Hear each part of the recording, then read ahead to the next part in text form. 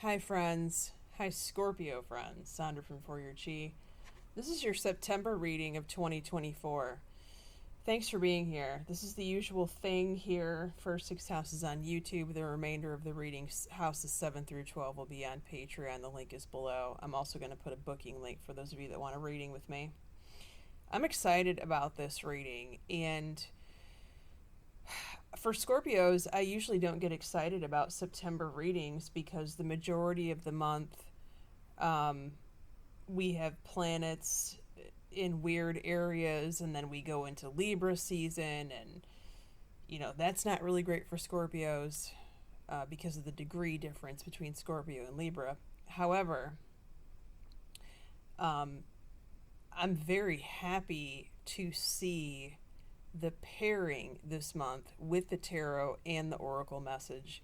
And I'm not going to take credit for it, of course, because I used the wisdom deck from Colette Baron Reads for the oracle messages, and I never do that. And the reason I never do that is because I have stashed this deck away from my other decks. It was in a weird place, and I just found it, and I thought, ooh, what better to do a Scorpio reading with than this magical wisdom deck from Colette Baron Reed. So let's get started. Your first house, where you're at now, perfect way to start out the month of September, the first couple of days.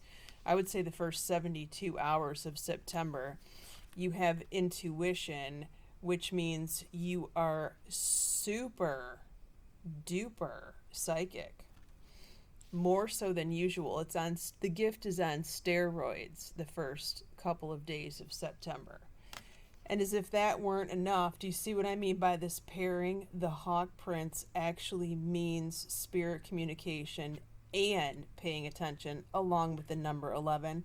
And as you can see, we have the number 2. What is 1 plus 1? Exactly.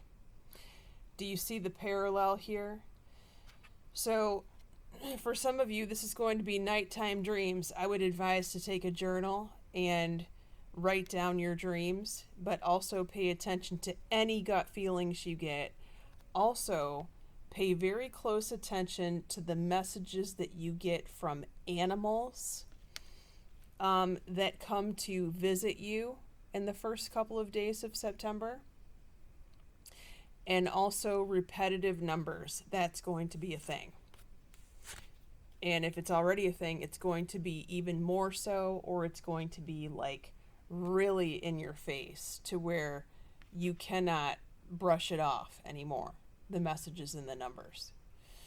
And write the numbers down and look them up. Those are telling you something as well. Check it out. Third eye chakra in your second house of money and your stuff. So more psychic activity, but this comes in the form of visions and visual hits that you get throughout the day. Now, we do have Sun Dancers, which talks about celebration, abundance, joyful activity. This could also be planting the seed of abundance with your visual meditations. For those of you who do that, who like to do that, or who are considering doing that, who've never done it before, I would highly encourage it in the month of September, as often as you possibly can, to insert those visual meditations to create abundance specifically. And if you don't know how to do that, you can look up a meditation on YouTube for visualization and abundance. You may even want to look into, I think maybe Abraham Hicks has some of those videos out too. Check that out. Your third house, your brother or sister, recognition and reward. They need to pat themselves on the back for a job well done here. This could also mean a little extra bonus money is coming to your brother or sister. Usually it's unexpected. Nevertheless, it's well received. They have the Phoenix, resurrection, surrender to change. Okay, so they could be going through some transformation right now, wherein this little extra bonus or reward will really give them the boost that they need to move forward in a good way. Your fourth house, your house of home, where you currently live now. You have the waiting game, which talks about patience. If this is not talking about your house, this could be talking about your father or your father figure, along with the altar priestess. You may want to make a change to your home with your home, or you may want to move. Now is not the time, but look what she says. She says to prepare. She is preparing herself. She is preparing her altar, and guess what? Her sacred space on her property or in her home.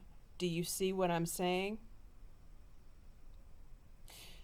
Now, some of you may need to prepare a sacred space in your home to do some sort of work like this, especially if you're wanting to bring in this change to manifest it. Okay, this could even be some feng shui here, so you may want to look into that.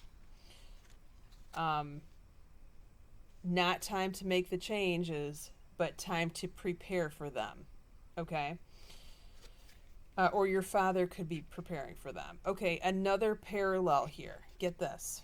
Your fifth house, your house of fun, social life, friends, dating for those of you single Scorpios. You've got the devil card. Okay. Watch out for anyone who is partying too much. Or maybe they're not partying too much. Maybe they're partying, medium-ish, and then all of a sudden it just goes downhill very quickly. Pay attention to that. Get out of there. Look for the closest exit. The closest exit may be, in fact, behind you. Don't forget. If you need an exit strategy, the best one that I know is excuse yourself to go to the restroom and you're out the back door.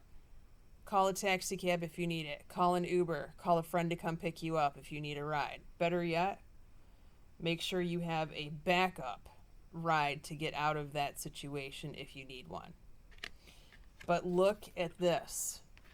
Could this card, the devil card,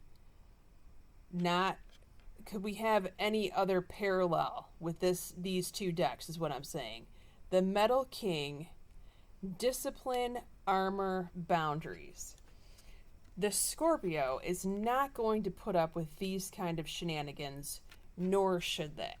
Do you know why? Because you deserve much better than this crap. This is crap. Okay? Boundaries. Set the bar higher, Scorpio, for your friends. Some of them are not going to make the mark. We already know that. Maybe it's over half of them. But you know what? There are some of them who will make the mark and even beyond, perhaps. Those are the folks that you need to invest your time with, and not this lower energy. Set your standards and keep them, Scorpio. You deserve it. Especially for those of you single Scorpios that are dating, and this person is the person that you're dating, or the person that wants to date you. This could also be a Capricorn too. Ugh. Sorry. It's a habit. Sixth house. Your work, your health, mental conflict. Someone is throwing you for a loop and they are causing confusion. They are saying one thing and doing another. This could be your boss. This could be a manager. This could be a coworker. How are you supposed to handle this situation? Remain in integrity. Remain the team player. You want to help fix this situation. You want to understand what's going on so that you can be a solution to this problem. The Scorpios are constant problem fixers, are we not? Everyone goes to a Scorpio, it seems like, when they have an issue, when they need advice, solid advice, because the Scorpio has probably already been through that or they are professional at seeking out some kind of professional help to help this situation and these folks get over the hump of what they can't seem to figure out, what they can't seem to pinpoint, what they can't seem to zero in. We have a way of doing that, don't we? It looks like you, once again, are going to be the fix at your job. Now, this could also be in relation to health. Don't forget. So you may need to be your own hero in this situation and getting to the bottom of what is confusing you. This means asking a lot of questions, of course, like we always do, and doing a lot of research. It's just another day in paradise. Okay. Now, we're going to look at your tarot cards of who's around you as far as zodiac signs are concerned in your 7th house of primary relationships before we go to the extended. We have another Scorpio here. Now, we have a magician. I would always say that the magician is a Scorpio myself, but I also say that the magician has all 4 elements on his or her table. Therefore, I cannot rule out any zodiac signs. All 12 are on the board here for us in the month of September. You also have the 3 of Swords, so that's an added extra air sign. A Libra, a Gemini, or an Aquarius. If you'd like to follow me, again, the link is below. It's on Patreon. We're going to be going over your 7th house of primary relationships and business partnerships, including romance angel cards, your 8th house of taxes, contracts, legal matters, the source of your significant other's income, your 9th house of school and travel, your 10th house of career or your mother, your 11th house of your child or your best friend, and, which is amazing by the way, in your 12th house, what's about to happen in December. Many blessings to you all. Take care.